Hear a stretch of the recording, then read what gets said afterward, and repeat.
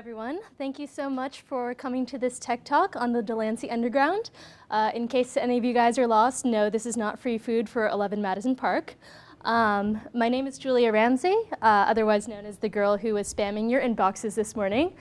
And this is James Ramsey. He's an architect and owns Rad Studio, an architecture firm on the Lower East Side. By the way, we're related. if anyone is wondering. And this is Dan Barasch. He's actually a former Googler and is currently the vice president of PopTech. Yes. With no further ado. Yeah, so, I mean, first of all, thanks so much for having us, and thanks, Julia, for, I heard you were posting flyers all night, so we're super appreciative for that. And thanks for there's some friends in the audience, so it's good to see you guys. I guess we're really excited about sharing this with you, so I guess we'll just kind of kick it off. Okay, we'll look at some pictures and sort of speak generally about the idea that we're proposing here. But in a nutshell, and if you've maybe come across this in the media, it's oftentimes been called the LowLine for some fairly obvious reasons, which you'll probably see in a second. But at the heart of it is a concept that we're working on to build an underground park underneath the Lower East Side in an abandoned trolley terminal. And it uses an innovative solar technology to actually accomplish this. And what we'd like to do is just kind of walk through the genesis of the idea, talk a little bit about how it works, talk about some of the design issues, talk about the technology too, and then generally speak about the process and maybe even have a very light Q&A where you guys can just talk to us about it. All right, so let's start here. All right, does anyone here know who this guy is? Come on. You're awesome. Shigeru Miyamoto, for those of you who do not recognize this man, is kind of an amazing fellow. He is the guy that invented Super Mario Brothers. And, I'll explain why this is significant in a second, but a couple years ago, the New Yorker wrote an article about Shigeru Miyamoto and why it was that he designed such amazing video games. And if you think about it, Super Mario Brothers is really simple, right? It's a 2D world, and you're a plumber running around jumping on mushrooms and turtles, right? But it's laid out in such a way that what seems like a very simple map that you're running around in actually has all these levels and layers of complexity. It has all these secrets for you to discover. Like, for example, in this screen right here, I think, somewhere over on the left side of the screen, you can jump up, you hit a secret brick, and like a beanstalk pops out or something like that, right?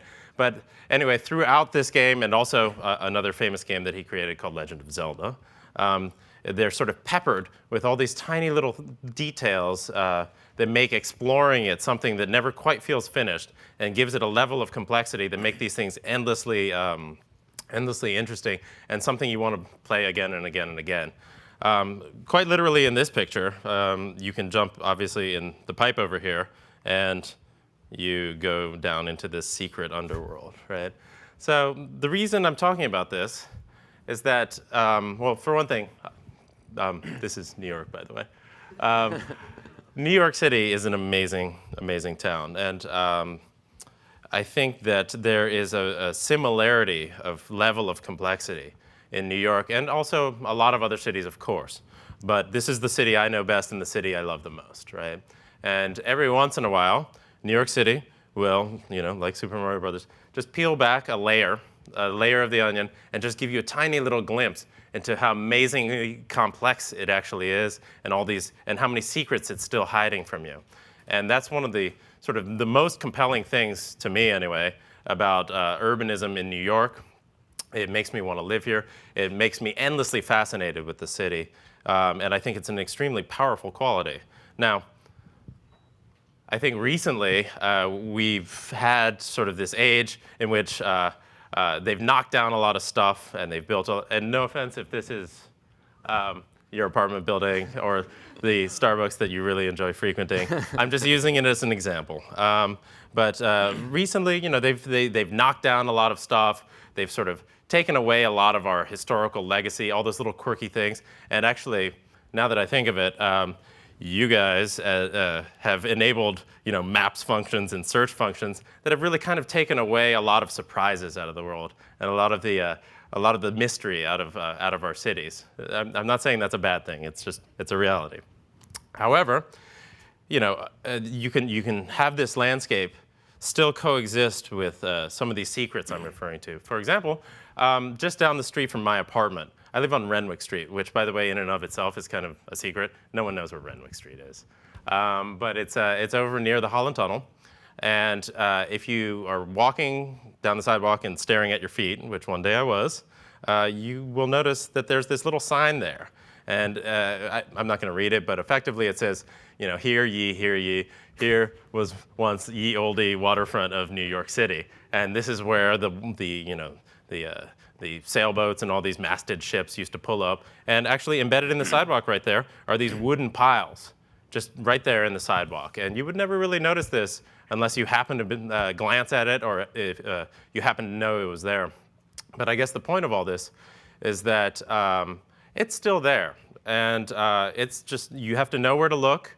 But New York will still find a way to sort of surprise you with its hidden complexities.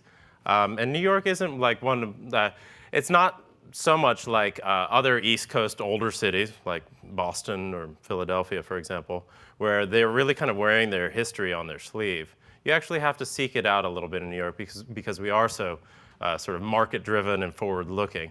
But every once in a while, again, there's certain places if you know where to look, and this is quite literally one of them. I don't know if anyone had the good fortune to have done this, but this is Atlantic Avenue in front of Trader Joe's in downtown Brooklyn. And underneath, inside one manhole cover, you can go down it, and that's what's in there. So this is actually down there. It was a secret abandoned railroad tunnel built in the 1840s, and some guy, just some random guy who was sort of this self-trained history buff, right? Went down a manhole cover one day in the late 80s. I think it was the day after Indiana Jones and the Temple of Doom came out. And he went down in here and he was like, oh my God, look what I found. And lo and behold, there it is. It's huge. It goes all the way from Trader Joe's all the way to the water. But I guess this is to illustrate a point that it's down there. And in general, we have this vast underworld lurking underneath the surface of New York. I mean, other cities, of course, as well, especially European cities. But we have this vast underworld lurking down there.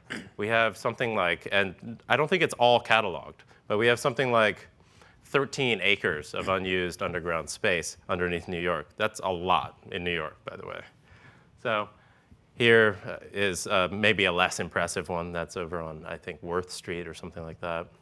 And of course, this is the beautiful City Hall station. If anyone has, snoozed on the 6 train or been reading a book and forgot to get off at the last stop at the Brooklyn Bridge stop, the train will then circle around and loop around to go back uptown. And if you wake up for just that instant in a panic from being stuck on the train, this is probably what you'll see. So I'm not sure whether you're allowed to be doing that, but if you have the chance, it's pretty cool. And I guess more specifically, this is the space that we're looking at today. Actually, I'll hand the clicker over to Dan. But this is the Williamsburg Trolley Terminal, built in 1903 and abandoned in 1948.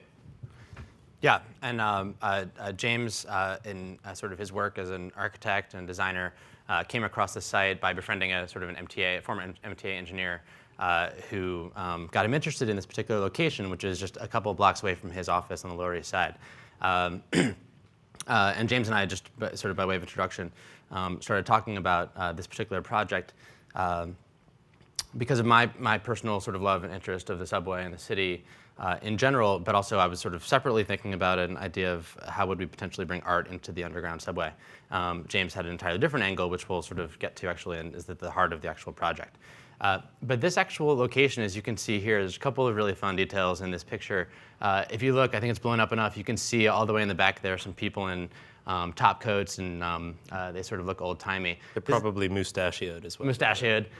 So it's, this is from the 1930s, and essentially what you're looking at is this is the trolley turnaround back in the days when the city used streetcars primarily to get around the city, before the subways were really the sort of main way that people got around the city. And so the trolleys would sort of come over the Williamsburg Bridge, and for those of you who are familiar with this part of town, they would sort of go underground, and this is essentially the terminal where the cars would sort of be stored, turn around, go back over the bridge. This is what it looks like today, actually. We were able to hoodwink the MTA into a tour, which is a lot harder than it sounds. And when we got down there, really blown away by the height, the scale of what you can see down there. Just again, sort of a sense of scale. You can see that figure way, way, way in the back in the center. That's actually an MTA employee. So it's just this incredibly massive space. It was wet because there had just been a snowstorm. And so there's a lot of runoff. These are some more pictures of the location. It's actually directly adjacent to the JMZ line. If you guys take the JMZ and sort of when you're facing into Brooklyn, you can actually see. We had a photo. It's not there. Oh no, it's the one after that. The one after. Yeah. I'll show you in a sec. So if you're actually on the JMZ track, you can actually look into the location. And usually it's not lit, so it's sort of just this dark expanse. But when it's lit, you can see into the location. One of the incredible things this is a photo that we actually took during our tour. There's sort of remnant cobblestone, remnant rail lines, and it is the kind of thing that you get down there, and James has talked about it as like an Indiana Jones moment. It's sort of this incredibly exciting discovery almost of this just abandoned space. I also felt like it was like the scene in Lord of the Rings where they go into the dwarf mine and it opens up.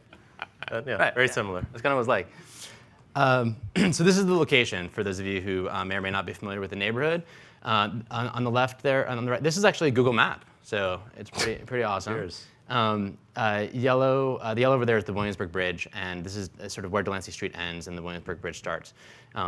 So it's sort of directly below, that's Delancey Street, and it's sort of that weird little hook there. If you guys are familiar with Delancey Street and you ever wondered why there's all that weird wasted space to the right when you're facing the bridge, it's actually because of the existence of this underground space that most people don't know about.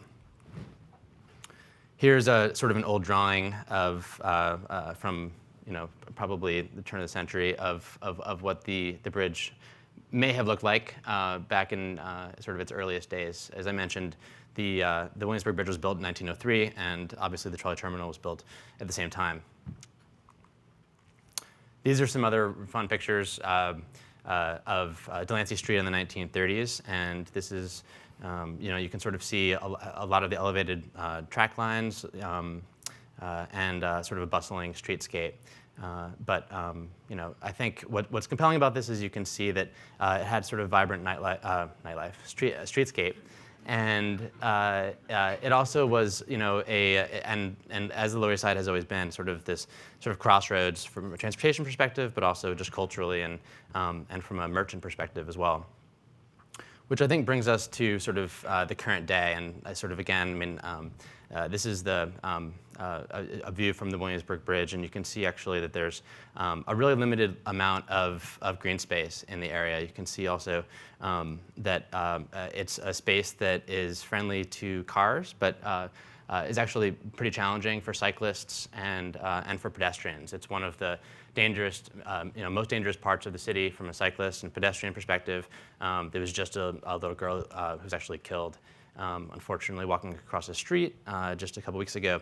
And it sort of remains the sort of large transportation question, but also the sort of livability question for the neighborhood, how to sort of make this particular neighborhood, this particular node of the city, greener and more livable. So one of the answers to why this is the case is sort of the actual history of New York City. And I don't know if you guys have been to the exhibit at the Museum of the City of New York, but there's a really fun exhibit on the grid and its sort of creation of blocks, very sort of geometric blocks that sort of span across the entire city. And what those do is they're very efficient from a real estate perspective and are designed really for optimal economic output, but they aren't really very conducive to green space and don't really allow for sort of some of the sweeping green spaces and parks that you see in less gridded cities like many of the European capitals. This is one of the images that we actually have come across in our research and our zeal for this project in a book called How the Other Half Lives, which is a really incredible book on the history of the Lower East Side, specifically in some of its darkest and most sort of dangerous and uncertain times. in the 19th century, actually. And here what you see is a somewhat disturbing image of a bunch of kids in a obviously very unclean street playing or sort of relaxing basically next to the carcass of a dead horse.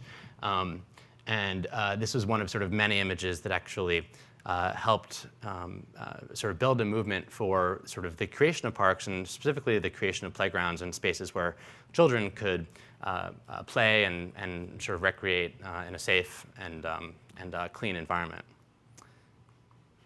So this obviously brings us to sort of where we are today, and sort of again, if you guys have ever been to Delancey Street or Lower East Side, you're sort of familiar with the fact that the streetscape isn't really very friendly. It's really not very fun, and it's actually quite dangerous to sort of spend quality time on Delancey Street, particularly in this part of Delancey Street. So this is sort of, again, sort of a lot of our motivation here on sort of why this particular project has sort of come to where we are. This is another slide that sort of helps point out this fact in sort of slightly more statistical terms. You have the sort of the region that's known as the Community Board 3's jurisdiction. I don't know if you guys follow sort of local politics, but this area that comprises the East Village, Lower East Side, and Chinatown is one of the least green parts of the city when measured in acres of green space per 1,000 residents, and it's one of the least green parts of New York City, and it's also important to note, and it won't come as any surprise to New Yorkers, that New York actually has less green space than many other high-density cities.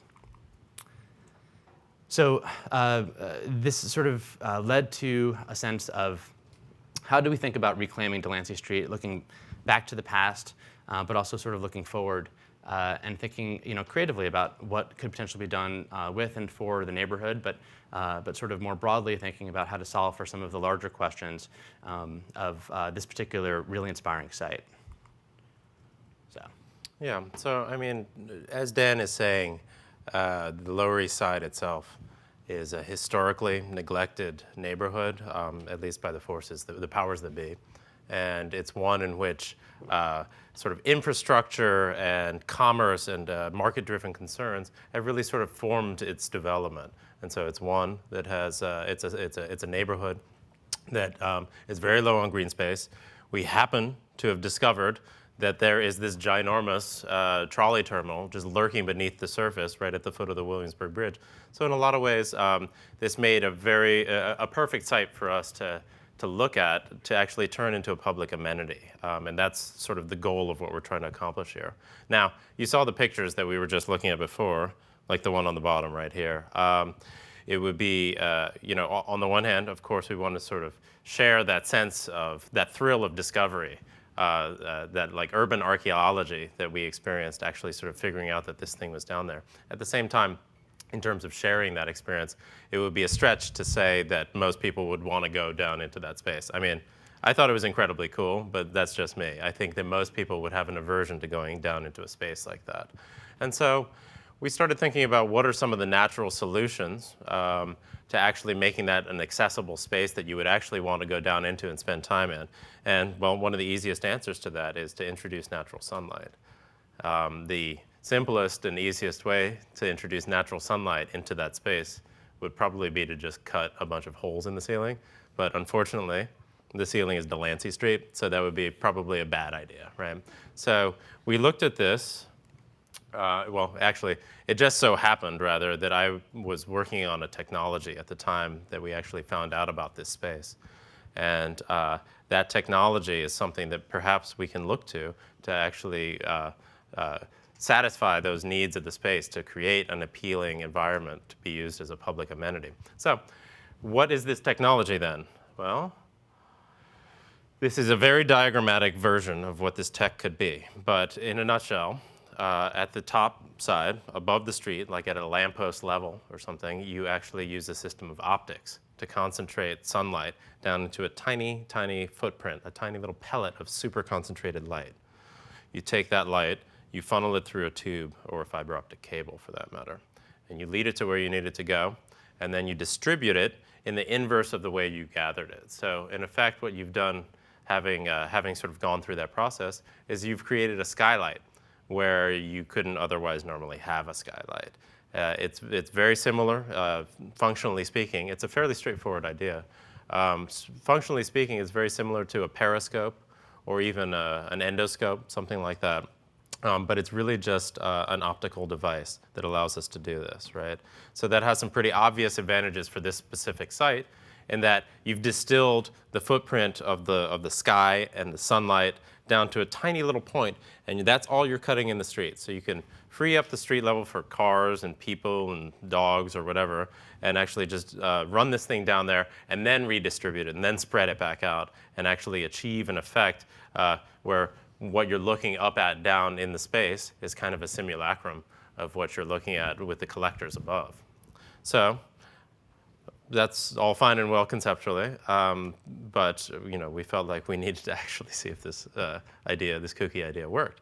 So we gathered together a few friends, and we went through the process of actually engineering a system like this and designing it and actually fabricating it too, which was a very telling process. In the end, this was probably last summer, we ended up on in the 5th floor walk-up of a buddy of mine, sweating in the middle of the summertime in Chinatown, screwing together this device. But so it's very homemade. But at the same time, we realized that it is something that is possible, and it is doable, and it works. It's actually a fairly old process. I mean, hearkening back to ancient Egypt, they would cut shafts through their ceilings to reflect light down into the tombs and stuff. The skylight is obviously a version. There's an invention called a solar tube that also accomplishes something very similar. So really, this is just a variation on a very ancient theme. All right, so we built one. This is a terrible picture, and I apologize, but this is like taken with my BlackBerry in my office. But this is the device. This is a small handheld prototype version of the technology. And what you're seeing here is there's a gathering instrument on the top. The entire sort of glass cube disconnects into 2 pieces like a transformer. And you connect the 2 sides, and there you go. You have the 3 components. Right? So there's someone from my office just setting it up on the sidewalk on the Lower East Side. This picture is taken in front of Sammy's Romanian. Has anyone ever been there? Yeah. So yeah, we're just setting up this incredibly strange and scary high-tech device in front of Sammy's Romanian's garbage, actually. And we got quite a few strange looks from the staff at Sammy's. There's me setting up the gathering instrument, and there's some kid walking away with the fiber optic cable. And here's us plugging it in, and here is Dan rudely shining it in my face. And so it was an exploratory process, but one that we felt was extremely valuable from a conceptual point of view, i.e. it works, and also a technical perspective, because we got to explore some of the technical hurdles to actually fabricating an item like this. Proof of concept. All right, so that brings us to the space itself, right? I had someone from my office go down to MTA archives, and again, what was the term you used? Hoodwinked. Hoodwinked. Yes. So we hoodwinked our way into stealing the original engineering drawings for the space. And the drawings from 1902, right, the year before, right? And so we rolled out these ancient blueprints, sat down there old school style with the little triangle scales, measured the thing, and built a 3D model of every nut and bolt in the entire space, basically, and as per the specifications in their drawings. We then built a 3D model of our prototype technology, but writ large on a large scale that would be specifically applicable to the space. And we began to put the pieces together to see design-wise what emerged. And as we messed with it, this is kind of what we came up with. So this is quite literally that technology directly modeled into the space itself. And it just so happens, as part of the technical exploration, we realized that we are transmitting the wavelengths of light that plants want to drink up for photosynthesis. So why not grow trees and grass down there too?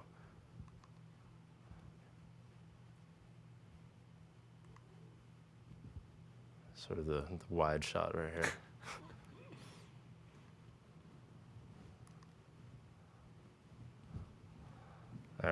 So anyway, this is our concept, and it has a range of implications.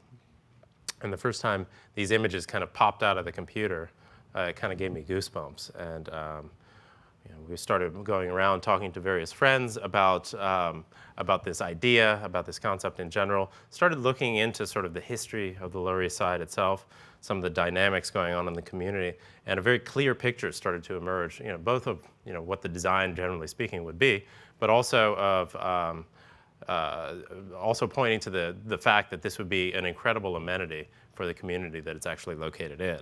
And so we, for the last 2 years, have set about the process of trying to push this forward and actually make something real out of it, to actually make this thing exist.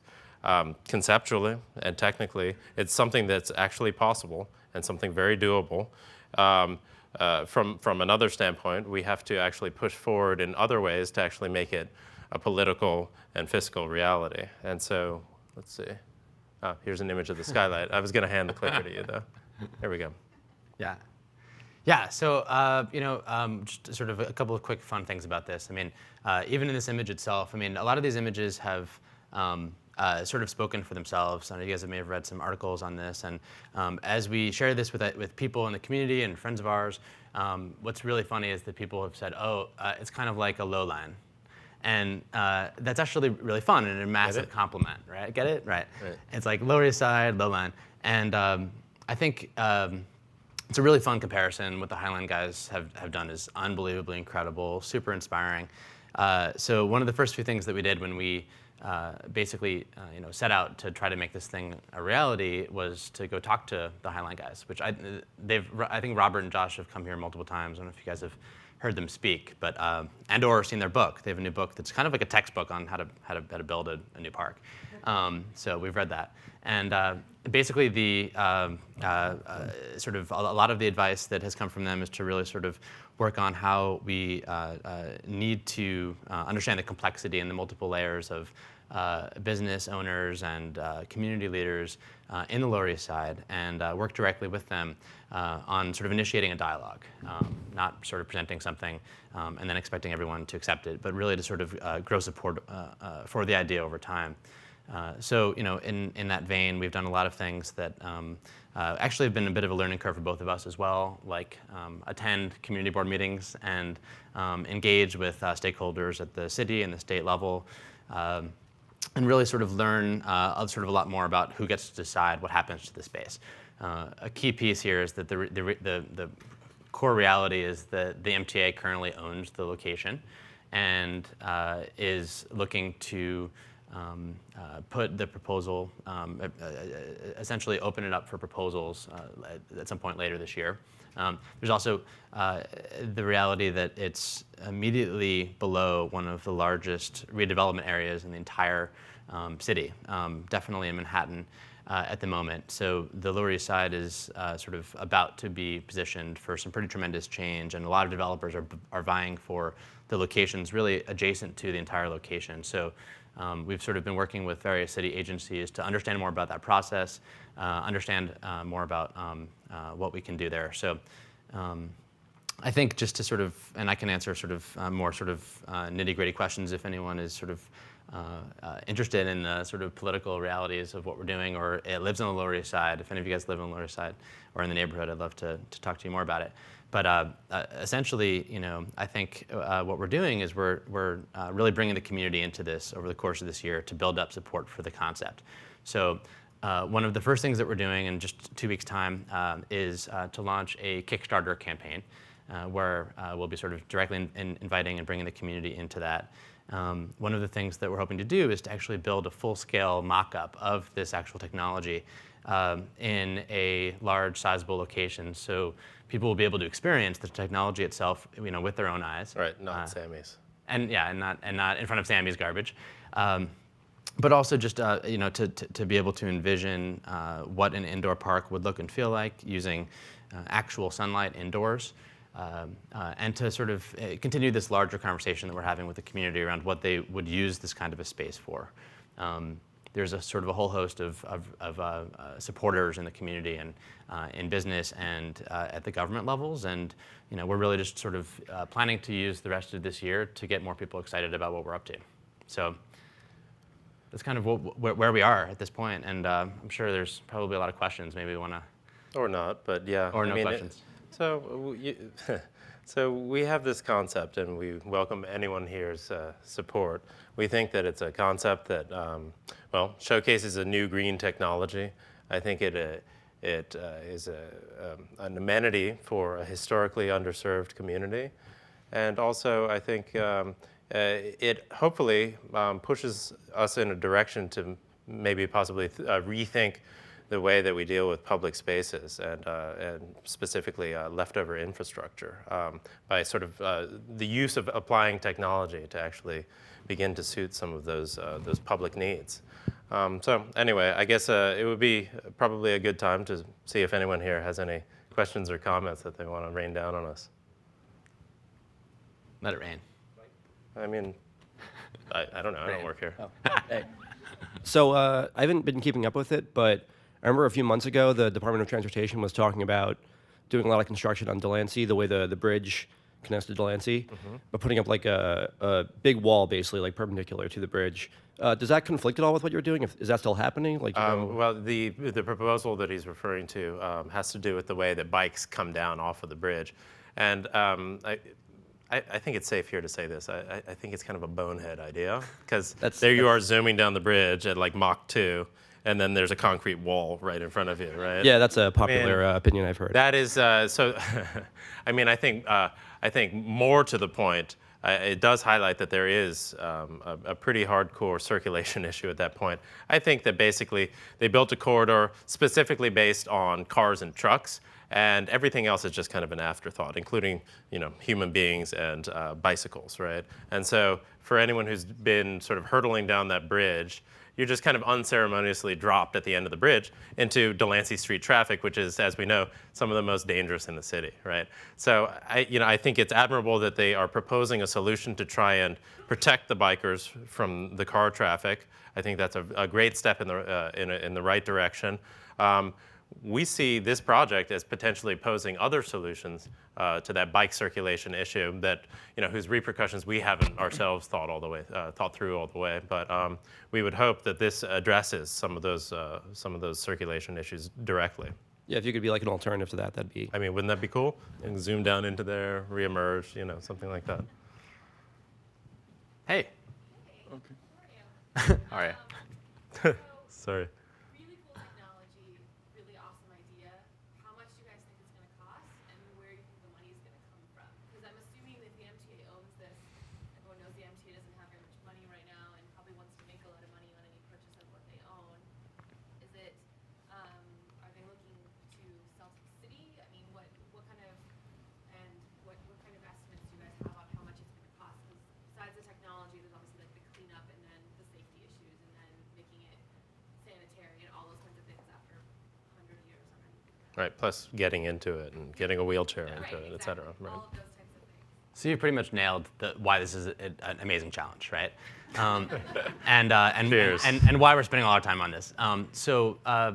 You're right. So just to sort of address all of the different elements there, the MTA owns the space. The MTA, you may have heard, is an agency that is billions of dollars in debt and is looking to liquidate all of its real estate as much as it can.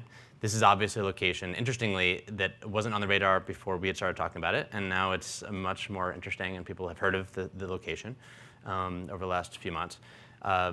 We've been working really closely with the MTA on understanding a little bit more about what kinds of thresholds they would need in order for us to submit the competing bid.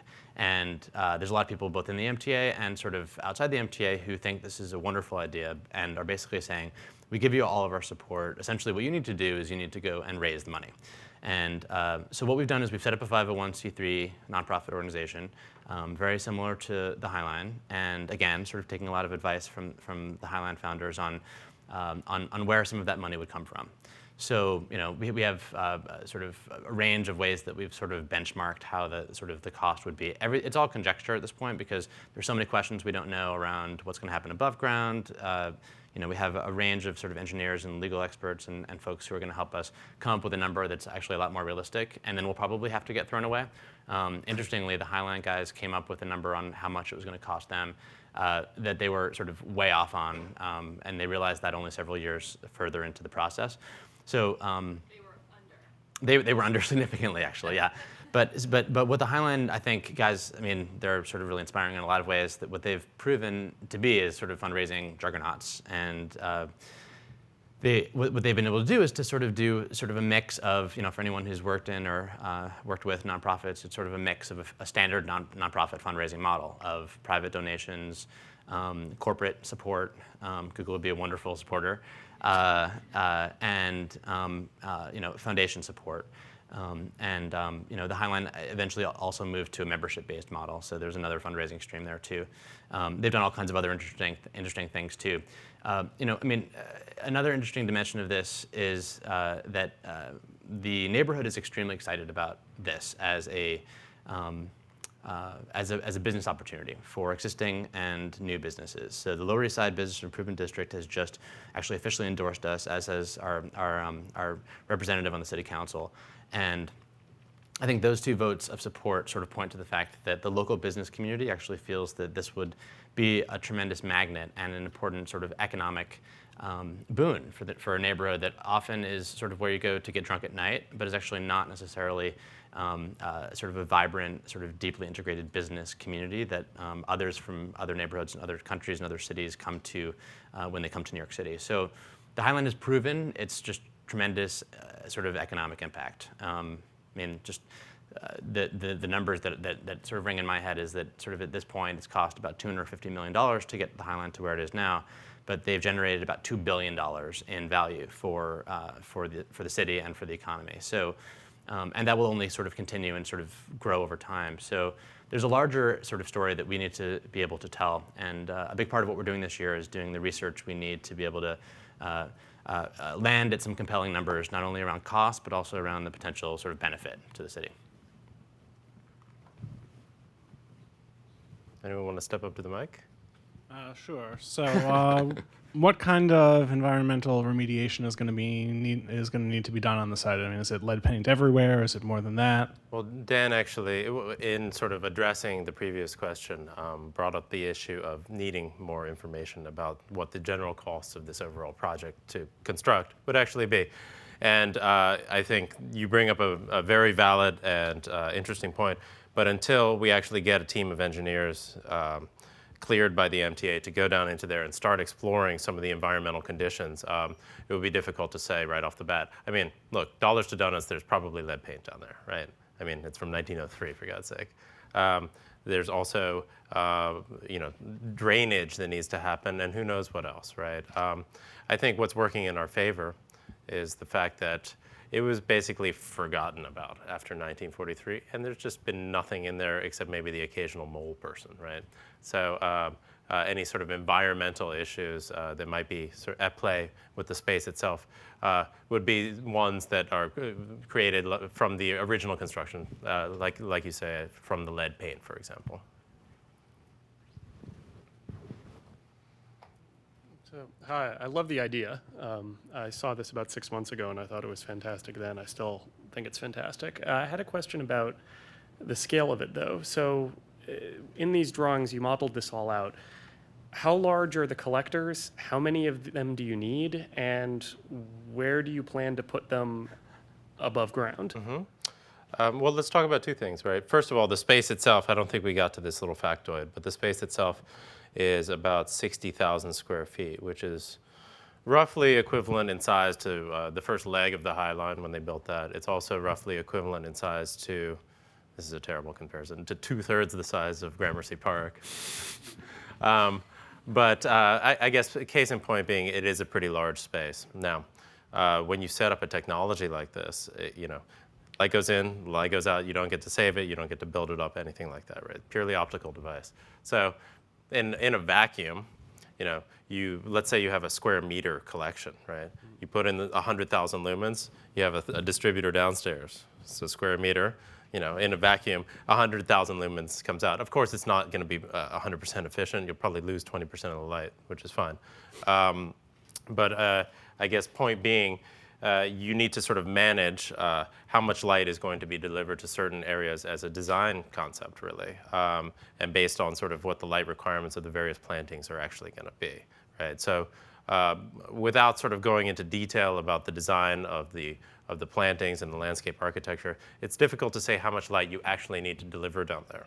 However, you know, just my initial sort of back of the napkin projections in math indicate to me that, well, for one thing, I think these things want to live on the elevated median that's currently in the middle of Delancey Street. It's on the north side of the site. It will not fall into the shadows of the proposed development that's going up to the south. And it's an appropriate path for the lighting to actually go filter through. Now, as for the number of collectors that we're talking about, I mean, it will depend, of course, on how much light you need to deliver down into the space. But as far as arrays go, I would say probably something like 30 or 40 of them, something like that. And of course, you can calibrate sort of how much light is getting in there by how much you need, and therefore what do you need on the top side, et cetera. So, Thank you. Do you have a sense of, you mentioned the MTA was opening up this space for proposal.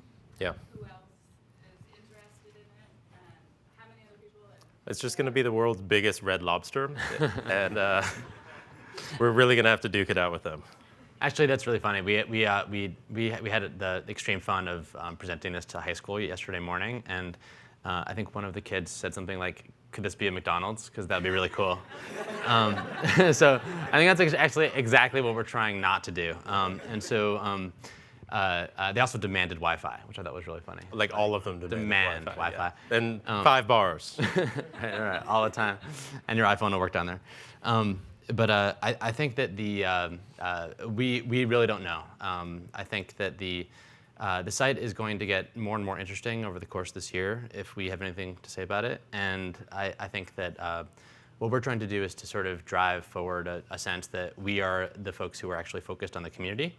And when other developers come to the table, as they almost definitely will, who are interested in doing, you know, interesting things or things that have a really sort of heavy retail component, that we actually will be able to say, actually, we've spent the time talking to the community about what it wants to do, and this isn't simply a conversation around short-term gain for the MTA, but you know, there are other factors at play, and there's a community here, and there's people who actually need some green space. So I think that's where we're coming from. You know, it's funny. The irony here is that, just broadly speaking, the reason that you don't find so much green space in any New York neighborhood is because there exists this sort of very focused, market-driven mentality, well, I mean, throughout the city. And so setting aside a piece of land for, you know, just general public use is, it's a very rare thing in this town. And so here we are, and we discover a giant space where no one even knew about, all these square feet, and now all of a sudden it's like, okay, so we've got to look at sort of this sort of competitive development schemes to generate money from this thing.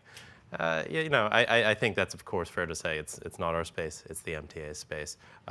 We would very much like to build them an economic model that actually shows that this thing can actually turn a profit as well. So. But actually, on that point, it's, you know, the High Line is a recent example of something that, you know, in our lifetimes, sort of actually for most of us who've been in New York throughout the entire process, you know, a group of individuals who were just from the community decided to say, you know, we actually want to fight to turn this space, you know, to A, not tear down, and B, turn it into an actual sort of public space that's free, that's green and beautiful.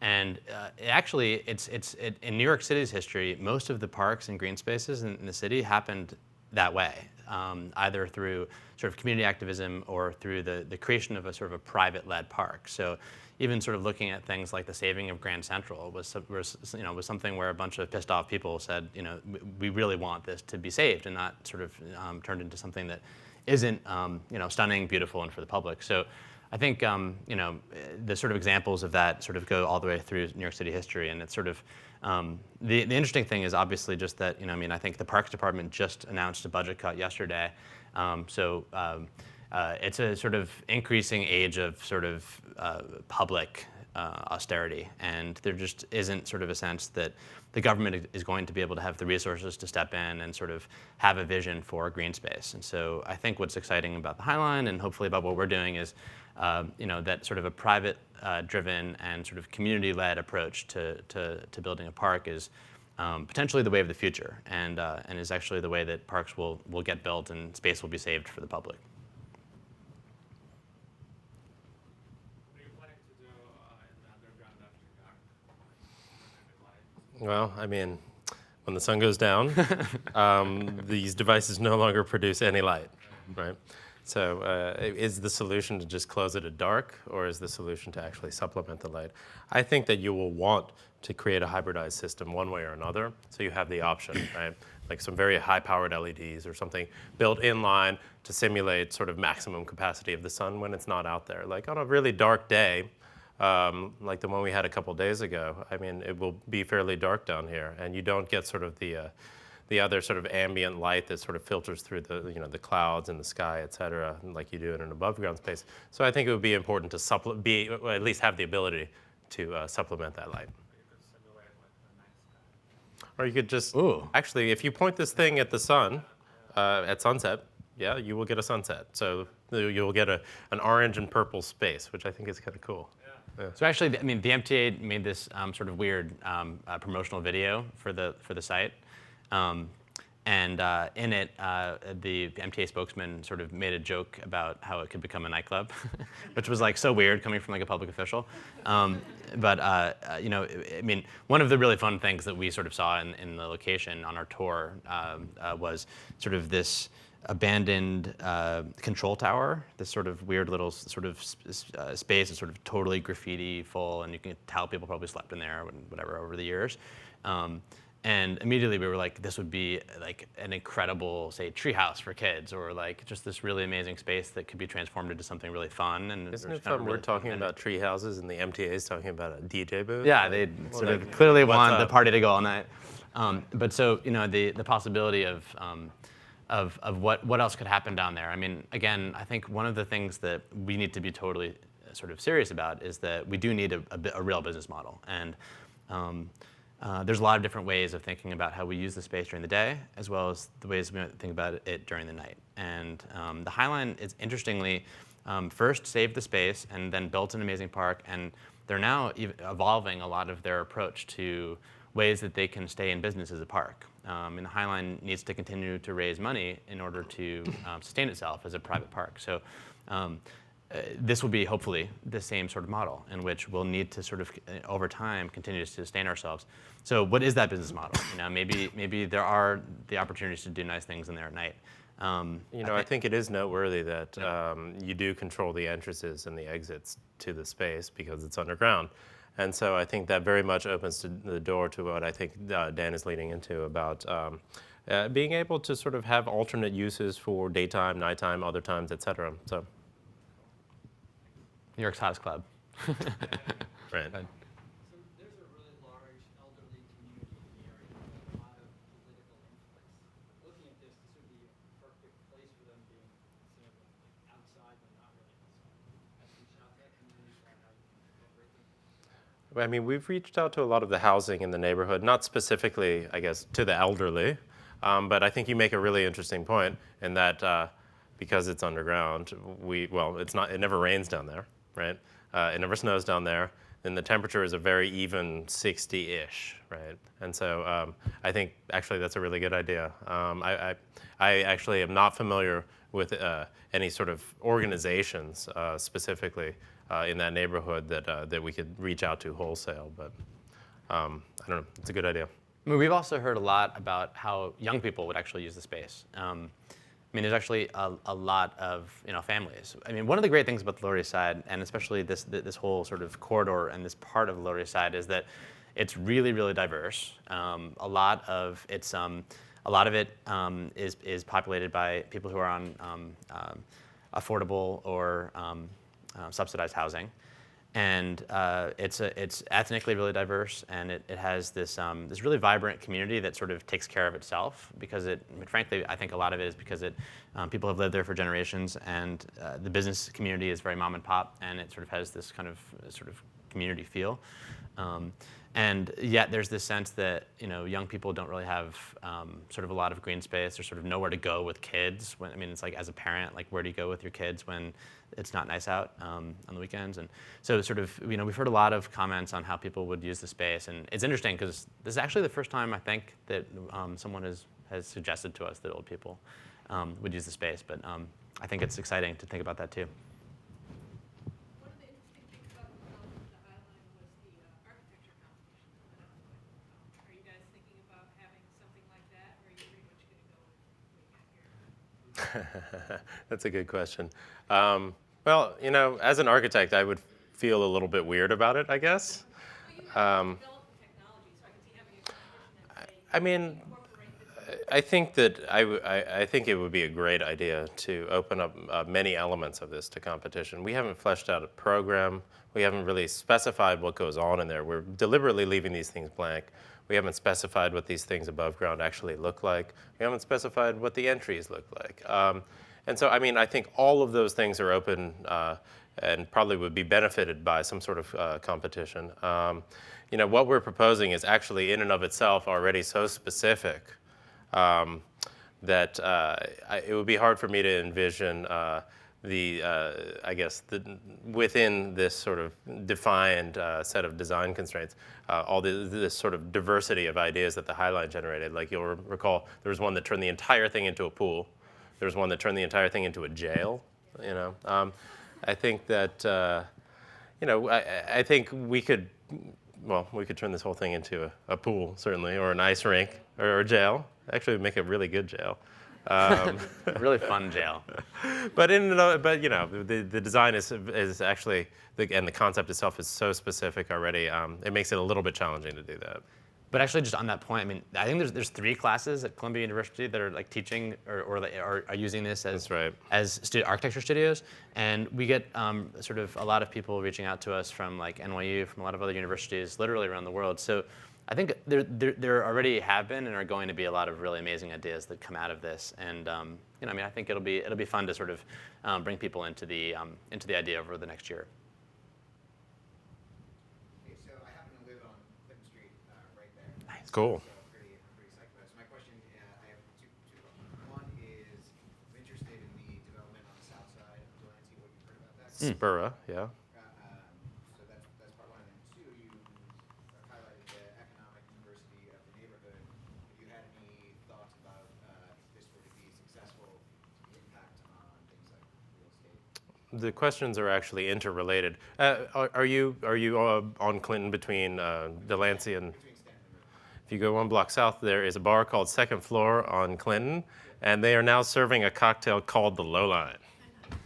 So if you have the chance, go check it out. It's delicious. It's like a Negroni. It's a modified Negroni. Yeah, it's a It's Negroni like a with rye. Campari It's base. really good. Anyway, so first of all, the site immediately to the south was knocked down in the Robert Moses era. It looked a lot like the neighborhood to the north, and it was just kind of unceremoniously bulldozed and to make way for, I don't know, either for progress or to sort of get rid of dirtiness. Or, it's unclear which of the two it was. But they actually never built back what they had originally planned for that neighborhood right there. And because this neighborhood happens really at the nexus point of so many different ethnicities and neighborhoods. I mean, you've got the sort of the Orthodox Jewish community, you've got the Chinese, you've got the Dominicans, you've got the Puerto Ricans, you've got the hipsters, all sort of meeting at this one little point. It's been a hotly contested neighborhood for something like 40 years, and as a result, they have not reached a consensus to build something there until very recently, anyway. So within the last, year and a half, something like that, they finally reached a consensus for what to do with it. And this is the part that relates directly to what you're talking about demographically. The consensus that they reached is they're going to build 1.5 million square feet distributed across all of these sites. And almost half of that square footage is going to be devoted specifically to affordable housing, right? So I think we have a sort of a built-in system for that development itself that actually very strongly preserves the demographic mix of the neighborhood. Cool. Do we have time for a few more questions, or Don't you more? guys have to work or something? 2 or 3? Yeah. Seriously. Okay, so maybe we'll take a few more questions, or is that okay? I just have one quick question. I know that you guys mentioned possibly placing the light devices on the shoulder of the median, but is there any plan to do more on the surface? That's such a weird area. It is a weird area, yes. To live there and it's like this bizarre zone. Well, it's like these like sort of Yeah. plastic bags, like tumbleweeds, just kind of going down the street, right?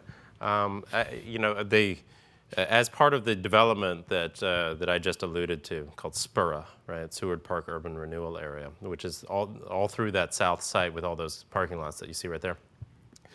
There is also going to be a rethinking of a master plan for that whole south side, and possibly for a portion of Delancey Street itself. We just don't know that information yet because they're not done designing it. Independent of this initiative. That's right.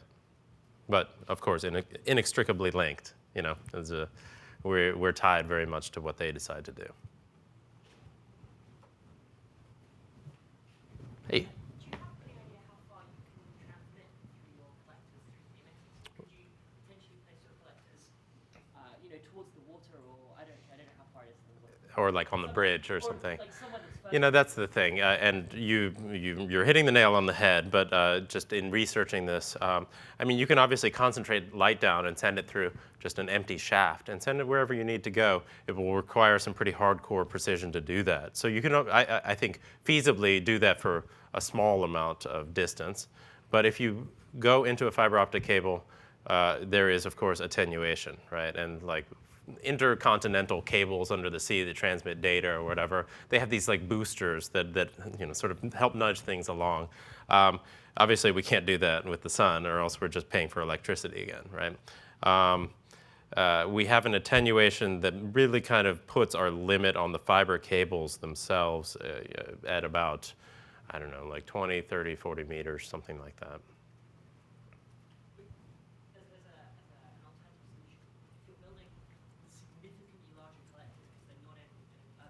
Oh.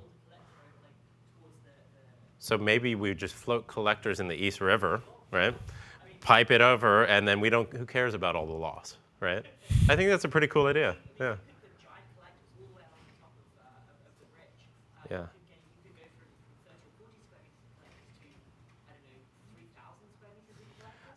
Are you happy with your job right now? Yeah. Seriously. That's awesome. Do we have time for one more? Or cool, last one. This might be a little personal, but it seems like it requires a lot of time and devotion. You know, how are you keeping up with your existing business now? Do you have some sort of breaking point in the future? Breaking point, yeah. You know. Patents on your solar technology. Not necessarily asking what's in it for you, but how you manage it. Right. Well, it's kind of like being Batman. We have our day jobs, of course, and they're what enable us to pay New York rents, right? We are largely doing this as a project in our free time and have been doing so for the past couple of years, but obviously recently it's been demanding increasing amounts of time. So, this is actually sort of neck and neck with us actually sort of building and fleshing out an organization with more people, right? And actually, Dan could probably speak to this better than I can, but but it is something that we're able to actually distribute the workload amongst people as well. Well, did I say that right? Yeah, you did. Okay, You did. Just curious. All right. Anyone else? All right. Last chance? All right. All right, well, look, thank you, everyone. I hope you all find this project as exciting as we obviously do. And if you're really excited about it, please just talk to us. Maybe you can help us make this thing happen. All right? Yeah. Okay, thank you. And you guys can, just one last point. So we, as I mentioned, we're sort of doing the Kickstarter in just a couple weeks. So it'd be sort of, if you're interested in getting involved, that's one way. And then obviously you can follow us on Facebook and Twitter. Check out our site. We have a newsletter just to keep people sort of inside the loop on all of our little political developments and what we're up to. So we'd love to hear from you and stay in touch. So anyway, thanks again for your time. Cool.